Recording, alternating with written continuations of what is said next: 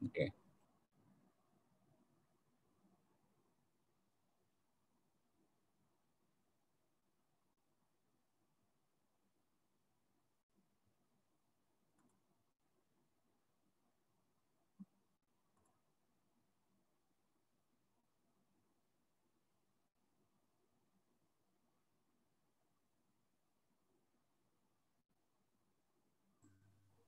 Oke, izin menjelaskan, Pak.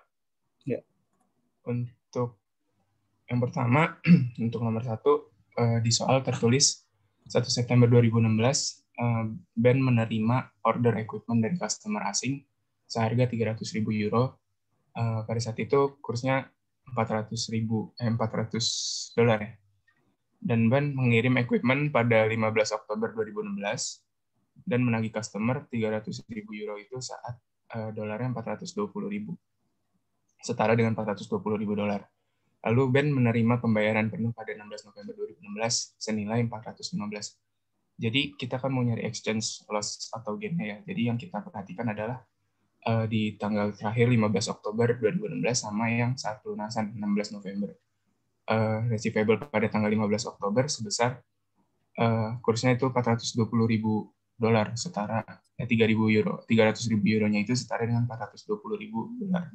Lalu saat pelunasan 16 November 2016 itu senilai 415.000. Jadi tinggal kita kurangkan 420.000 dikurang 415.000, didapatkan exchange loss sebesar 5.000 dolar. Lalu nomor 2-nya, tanggal 22 September 2016, Yup membeli secara kredit 10.000 euro, itu di spot rate 1,2 dolar, lalu membayar pada 20 Maret 2017 saat spot rate-nya 1,3. Dan di sini di keterangan juga ada spot rate di tanggal 31 Desember 2016 sebesar 1,24 dolar. Karena ini kita melewati tahun yang berbeda ya, jadi yang kita perhatikan adalah spot rate di tanggal 31 Desember dan spot rate di tanggal yang awal ya. Jadi kita tulis yang awal 1,2 dolar kita kalikan dengan 10.000 euro, itu hasilnya 12.000.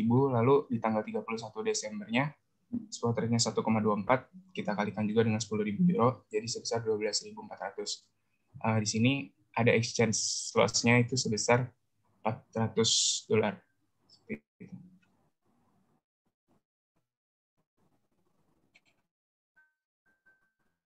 Mungkin selanjutnya ini saya akan melanjutkan nomor 3 dan ketahui besar 1.680.000 peso dan jatuh tempo pada tanggal 1 Juli 2017. Nah, di soal itu diketahui nilai notes payable per 31 Desember 2016 yang sebesar 1.680.000 peso itu senilai dengan 240.000 dolar. Dan pada saat jatuh tempo 1 Juli 2017, notes payable tersebut sama dengan atau senilai dengan 280.000 dolar. Maka pada saat pelunasan terdapat exchange loss sebesar 40.000 dolar. Kemudian di nomor 4 diketahui pada 1 Juli 2016 perusahaan SET meminjamkan 120.000 dolar dan jatuh tempo pada 1 Juli 2017. Pinjaman ini, notes receivable 120.000 dolar itu ekuivalen dengan 840.000 peso.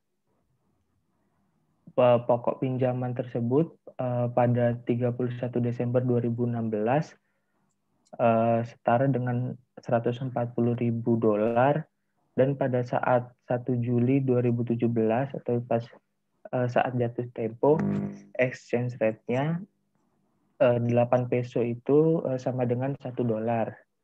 Maka note receivable pada tanggal 31 Desember 2016 yang tadi $140.000, dan pada saat tanggal pelunasan 1 Juli 2017 setara dengan karena $1 itu membutuhkan 8 peso, maka kalau yang pinjaman awalnya setara 840.000 peso dibagi 8 peso senilai dengan $105.000. Maka pada saat jatuh tempo terjadi exchange loss sebesar $35.000. Sekian dari kelompok 3. Oke, makasih. Silakan lanjut. Baik, selanjutnya dipersilakan untuk kelompok 2. Easier share screen.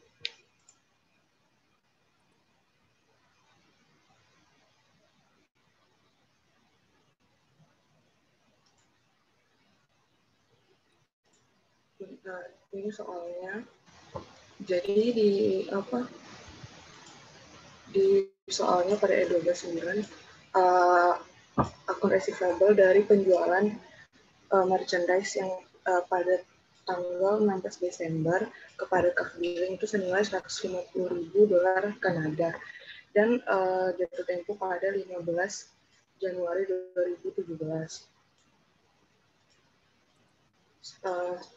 Ini senilai $103.500, dan ada akun payable untuk merchandise-nya diterima pada tanggal 2 Desember dan jatuh tempo pada 30 Januari 2017. Ini senilai $275.000 Kanada. Ini senilai $165.250. Nah, yang ditanya adalah net exchange gain or loss dari kedua transaksi pada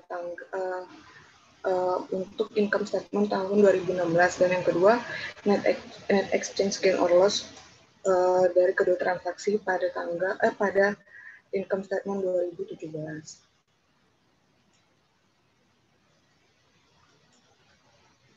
Nah, ini udah kelihatan jawabannya belum? Belum, Bang.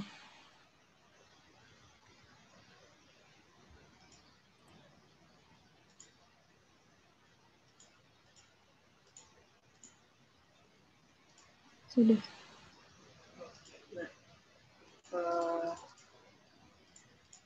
Internet responding. Nah, jadi yang pertama AR pada Desember 2016 itu sebesar $103.500. Nah, untuk nyari pada tanggal 31 Desembernya kita kaliin $150.000 Kanada dikalikan dengan kurs pada tanggal 31 Desember senilai $0,68. Nah, itu senilai jadi $102.000 US.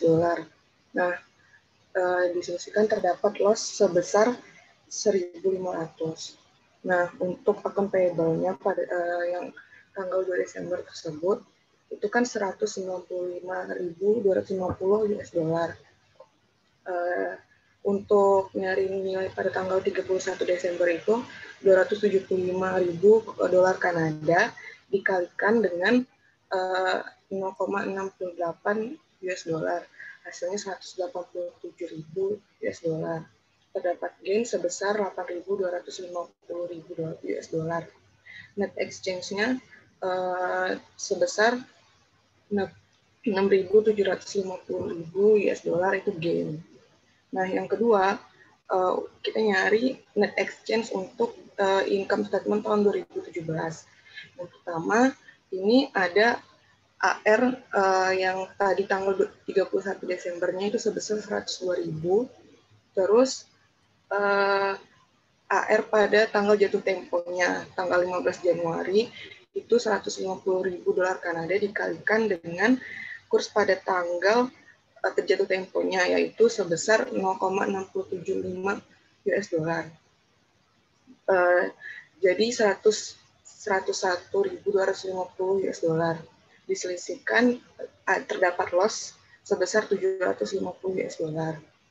Nah, Untuk akun payable-nya, tadi tanggal 31 Desember akun payable-nya sebesar 187.000 US dollar.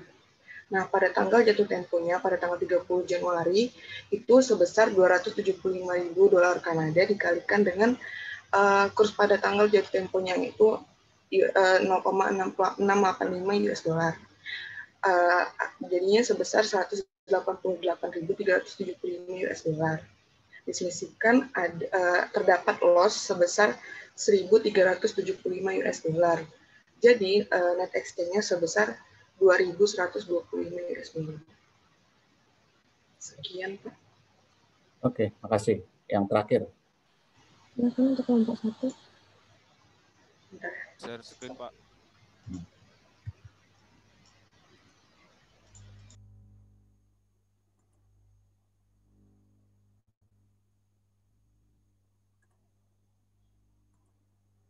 Apakah sudah terlihat? Sudah. Pertama-tama saya akan membacakan soalnya dulu, yaitu E1210. Di sini perusahaan ATP ini bertransaksi dalam kurs mata uang asing, yaitu pertama di tanggal Desember tanggal 12 mereka membeli spare part dari elektronik dari Jepang dengan harga 50 juta yen, dan pada saat itu spot rate adalah 0,0075 dolar dan pembayaran pada Januari tanggal 11 2017. Kemudian Desember tanggal 15 menjual televisi on account ke BPL 40.000 pounds.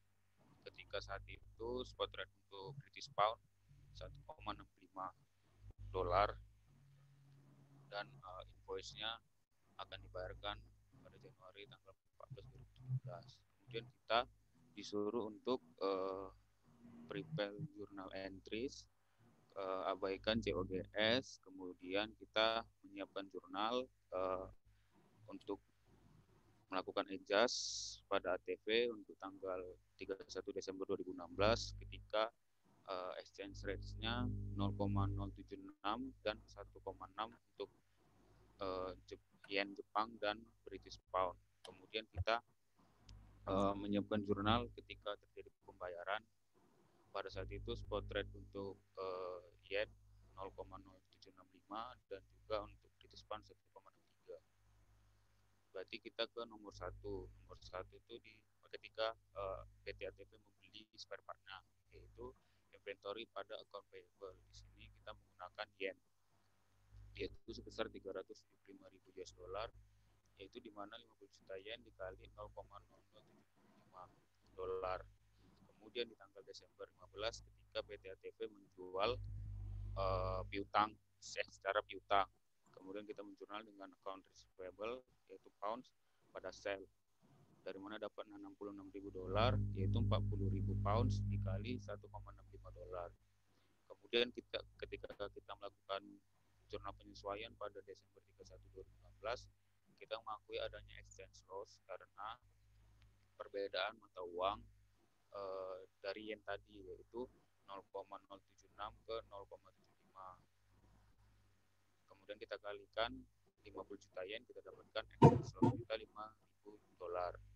Kemudian kita juga mengakui untuk yang pound, yaitu 1,65 dolar kurang 1,6, kita kalikan dengan 40.000 pound, dapatlah kita exchange loss 2.000 US dollar.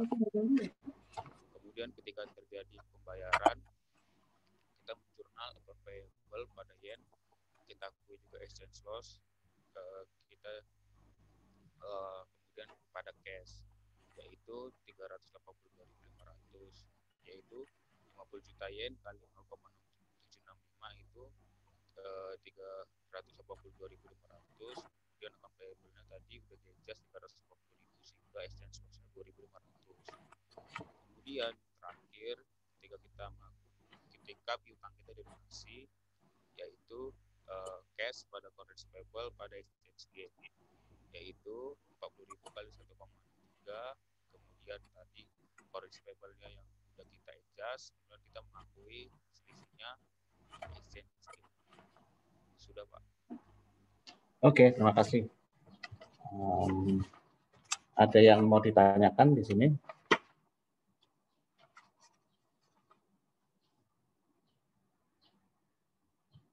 Kalau tidak ada, kita lanjut ya. Silakan ditutup itu share screen-nya.